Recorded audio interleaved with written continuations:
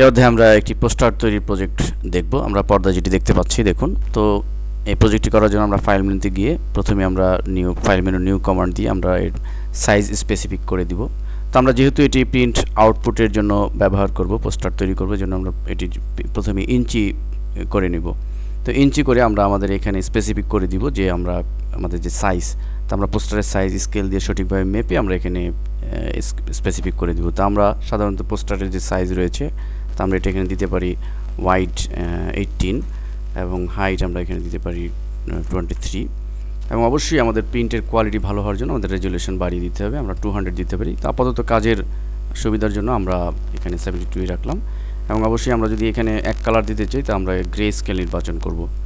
তো খরচ কমানোর জন্য আমরা এখানে এক কালারের কাজটি দেখাবো। তো গ্রে স্কেল আমরা নির্বাচন করে আমরা ওকে বাটনে ক্লিক করব।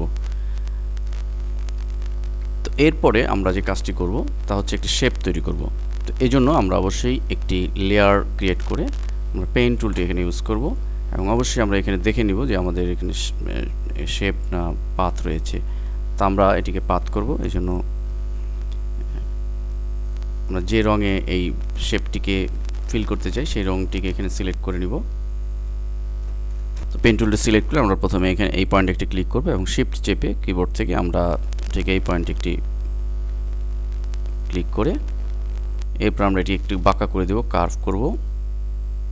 ঠিক এই পয়েন্টে আমরা একটি ক্লিক করে আমরা এটি কার্ভ করলাম এবং অবশ্যই আমরা অল্টার চেপে কিবোর্ড থেকে আমরা এখানে ভেঙে দেব। এরপর আমরা এই পজিশনে এনে আবার কার্ভ করব এবং অবশ্যই অল্টার চেপে আমরা ভেঙে ফেলব। শিফট চেপে এখানে click and then last point যেটি রয়েছে আমরা ক্লিক করে দিলাম। এবার আমাদের যে কাজটি করতে হবে তা হচ্ছে আমাদের এই পেন টুলের এই পাথটিকে রাস্টারাইজ করতে হবে। শেপ ওয়ানে লেয়ার প্যালেটে ক্লিক করে আমরা রাস্টারাইজ লেয়ার করে দিলাম। এখন আমরা দেখতে পাচ্ছি জাস্ট এটি একটা শেপে পরিণত হলো।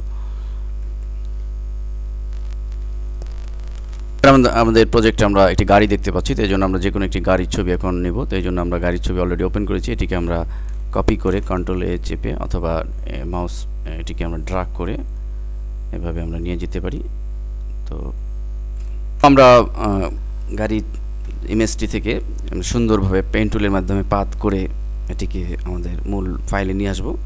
তো আমরা পাথের অধ্যায়ে, পেন টুলের অধ্যায়ে আমরা বিস্তারিত আলোচনা করেছি এ সম্পর্কে। যাই হোক, তো এখন আমরা আমাদের প্রজেক্টটিতে দেখেছি নিচে অনেকগুলো গাড়ি। তো আমরা এই অনেকগুলো গাড়ি করার জন্য এটিকে জাস্ট অল্টার চেপে কিবোর্ড থেকে আমরা এভাবে কপি করে আমরা নিয়ে যেতে পারি আমাদের, এবং অবশ্যই আমরা কন্ট্রোল টি এর মাধ্যমে একটু ছোট করে গাড়িটিকে এভাবে আমরা, এবং এটিকে আমরা অল্টার চেপে আরও অনেকগুলো কপি করে নিতে পারি এভাবে।